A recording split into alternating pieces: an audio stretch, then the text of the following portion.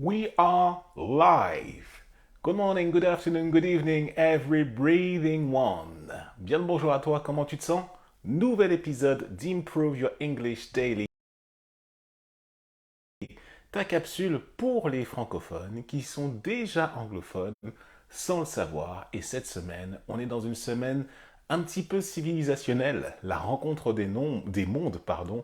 Comment est-ce que les natifs anglophones perçoivent le public francophone? J'ai plein de choses à te dire là-dessus. J'ai déjà fait une capsule hier, tu peux regarder la vidéo précédente, tu vas la trouver si tu recherches un petit peu suivant sur la plateforme vidéo sur laquelle tu te trouves. Si tu es sur Facebook, c'est là où je suis. J'enregistre en live cette vidéo sur Facebook et donc sur la page, tu peux t'y abonner et suivre l'actualité de la page. Tu as la possibilité aussi de me suivre sur YouTube où je poste le replay de cette vidéo sur la chaîne YouTube de Improve Your English Daily. Je suis également présent sur Instagram, sur Telegram. Tous les liens sont dans la description pour suivre l'actualité et pour ne pas manquer justement tout le contenu que je te propose pour aborder l'anglais en fonction de tes ressources joyeuses. Cette semaine donc, je te disais qu'on est dans une thématique un peu rencontre des mondes, civilisationnelle, et la vidéo d'aujourd'hui, je l'ai appelée tout simplement à la rencontre des natifs quand tu as un niveau débutant. Alors, j'ai... ça me fait rigoler à l'avance, parce que il y a des... comment dirais-je?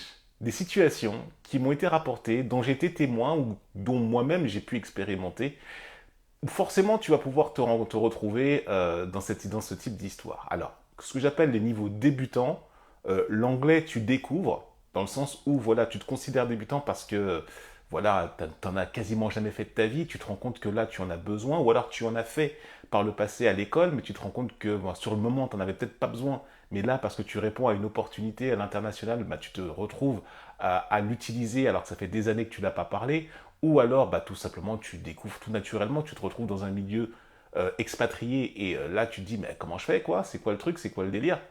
C'est important de savoir, en fait, j'ai coutume de dire tout le temps, notamment dans l'ensemble de mes activités, euh, le meilleur moyen de te débarrasser de ton pire ennemi, c'est de te faire son ami. C'est Abraham Lincoln qui disait ça, et à l'époque de la guerre de sécession, dans les années 1860, bataille de Gettysburg aux États-Unis, tout ça, tout ça, tout ça. Je t'invite, je ne fais pas le rappel historique.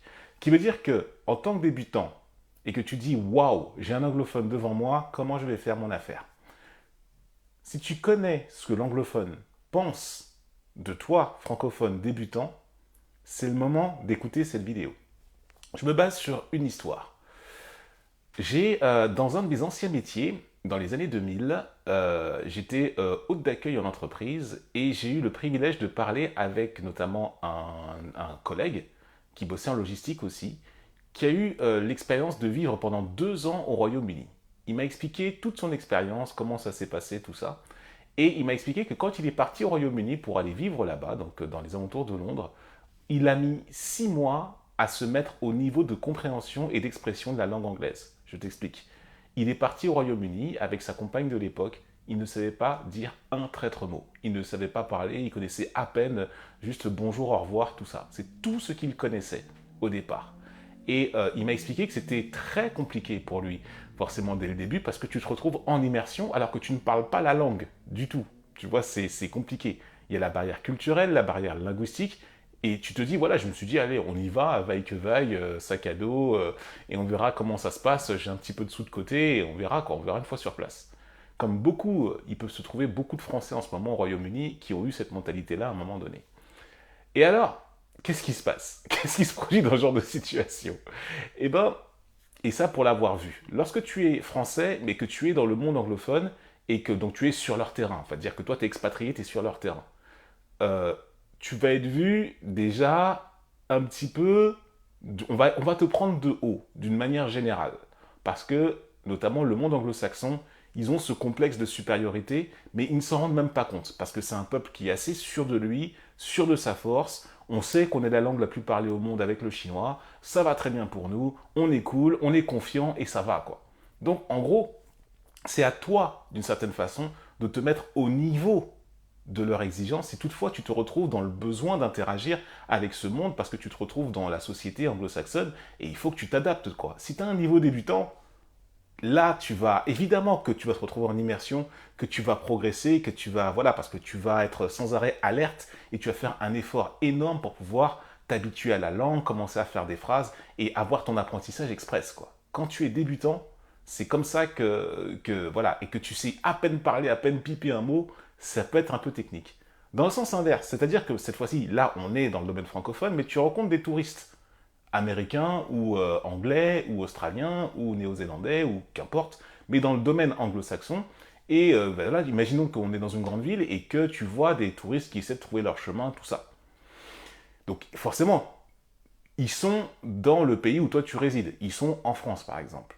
Comment eux, ils perçoivent justement le public autour d'eux lorsque toi tu es grand débutant? Alors toi, tu as la psychologie de vouloir aller les aider, tu te rends compte que ce sont des Anglais, des Anglo-Saxons, et donc là, ce qui va se passer, alors, soit effectivement, tu te reprends à aider, tu sais à peine baragouiner un, deux mots, tu sais à peine faire une phrase, et donc tu vas tenter avec des signes, voilà, vous allez tenter de communiquer, voilà, d'une certaine façon, mais ça va s'arrêter là. Juste bonjour, au revoir, montrer le chemin et encore en faisant des signes, en transpirant un peu, mais c'est tout. Après, rentrer dans des grands sujets de conversation, voilà, non, ça va être limité parce que voilà, vous allez comprendre tous les deux que, enfin voilà, que lui ne parle pas ta langue, toi tu parles pas sa langue, vous essayez de, voilà, de vous rapprocher, mais c'est compliqué, quoi. Au niveau de la communication, vous n'y arrivez pas, vous pouvez pas utiliser des subtilités que vous auriez pu utiliser chacun dans votre langue auprès d'autres personnes, et donc là, ça devient compliqué. La relation, elle s'arrête très très vite. Donc là, de l'autre côté, il comprend, mais lui, il sait qu'en se retrouvant dans un monde francophone, eh ben, il a sa réputation, son a priori du monde francophone, et donc il va tester l'expérience, il va vivre son propre truc. Il faut savoir une chose, c'est que les Américains, notamment, que tu peux croiser quand ce sont des touristes, les Américains sont hyper express, quoi. C'est-à-dire qu'ils vont pas, ils vont voir, par exemple, ils vont aller à Paris, ils vont aller au Louvre, ils vont aller à la Tour Eiffel, et c'est tout. Ils vont se dire, ouais, j'étais à Paris. Et le lendemain, ils sont partis pour aller à Rome, pour aller voir le Colisée, pour aller voir la basilique, voilà, pour aller voir le Vatican. Et le surlendemain, ils sont partis du côté de Londres. Ils vont aller voir Big Ben, ils vont aller voir, ils vont aller voir le Tower Bridge, et ils vont aller voir le Tate Modern, musée d'art contemporain, et ils vont se retrouver à Madrid, etc. Et le jour d'après, les Américains, ils picorent. Ils n'ont pas le temps d'entrer, quand ils sont en vacances, quand ils sont on tour, comme ils disent, ils n'ont pas le temps d'entrer dans la conversation avec toi, et même quand tu te retrouves chez eux là-bas, c'est la même. Ils sont assez superficiels, ils vont picorer, mais ils vont avoir beaucoup de mal à rentrer en profondeur. Et les Américains, ce qu'ils appellent entrer en profondeur, to go deep into something, eh ben, ça se limite à, voilà, quoi, juste 2, 3, 4 trucs, et après tu enchaînes sur d'autres choses. Donc ça, c'est les Américains. Donc eux, comme ils le voient, ils ne voient pas nous, les francophones, comme des êtres, en fait, on est des êtres profonds, cérébraux, ils vont pas avoir le temps de se poser la question parce que le monde tourne autour d'eux. Ça, c'est pour les Américains.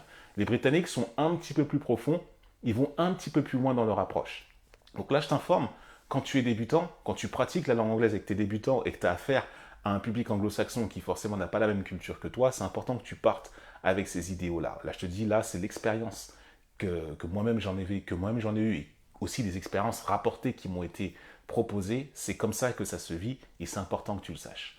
Donc voilà, ça c'était le premier volet. Demain, je te parlerai lorsque tu as un niveau un petit peu plus avancé, quand tu es un petit peu plus grand débutant, quand tu commences à maîtriser un petit peu plus la langue et à comprendre un petit peu plus. Quand tu es débutant, si jamais tu as une mission à faire à droite à gauche dans un pays anglo-saxon et que tu n'as pas la profondeur, que tu ne maîtrises pas suffisamment, eh ben, commence dès maintenant à prendre ton cours, commence à commander ton cours justement à distance avec moi. Il y a le lien dans la description, tu vois, tu commandes ton cours, moi je suis notifié et tu vas pouvoir éprouver la méthode Improve Your English, tu vas voir à quel point c'est cool, c'est tranquille, c'est posé et qu'il y a pas mal d'élèves là encore qui ont encore signé avec moi il n'y a pas très longtemps, donc c'est un vrai bonheur de pouvoir les accompagner. Toi aussi, entre dans la mécanique d'Improve Your English. Je m'arrête ici pour cette vidéo. See you tomorrow for our next video. Et donc, on va toujours rentrer dans cet aspect civilisationnel de la façon dont les anglo-saxons, les anglophones, voient le public francophone lorsque, dans les interactions diverses et variées, en fonction de notre niveau de pratique de la langue. See you tomorrow. Take care. Bye bye.